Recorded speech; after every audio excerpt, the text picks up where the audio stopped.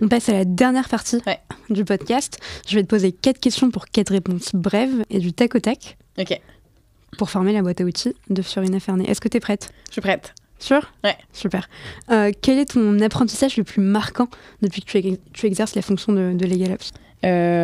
Toujours mettre en balance les intérêts légaux avec les intérêts business et développer un goût du risque que j'avais difficilement avant. Très clair pour moi. Deuxième question, Fiorina, quelle est ta plus grande réussite en tant que Legal Ops ?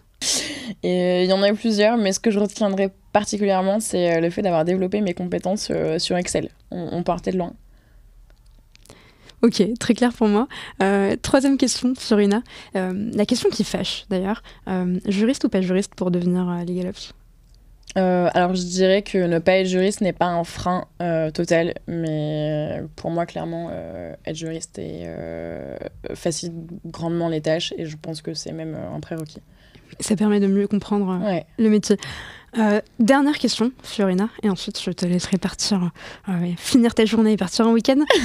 Si tu devais donner un conseil à un juriste ou un non-juriste d'ailleurs qui souhaiterait devenir Legal Ops, quel serait-il ? Échanger.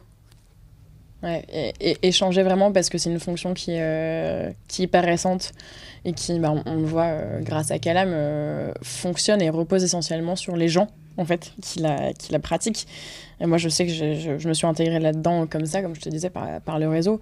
Donc en fait, ne pas avoir peur d'être curieux et d'aller discuter avec des gens qui en font déjà leur métier et de s'insérer dans cette grande famille. Et c'est un plaisir d'échanger avec des personnes comme toi notamment et de te rencontrer par ce biais-là. On est plaisir partagé. Tous ravis au sein de l'équipe de t'avoir eu pendant cette Legal Ops Academy. Un grand merci pour ton temps, pour ta générosité et tu fais partie de ces invités tous les invités de podcast qui disent qu'ils n'ont pas de choses intéressantes à dire au départ. C'était très intéressant.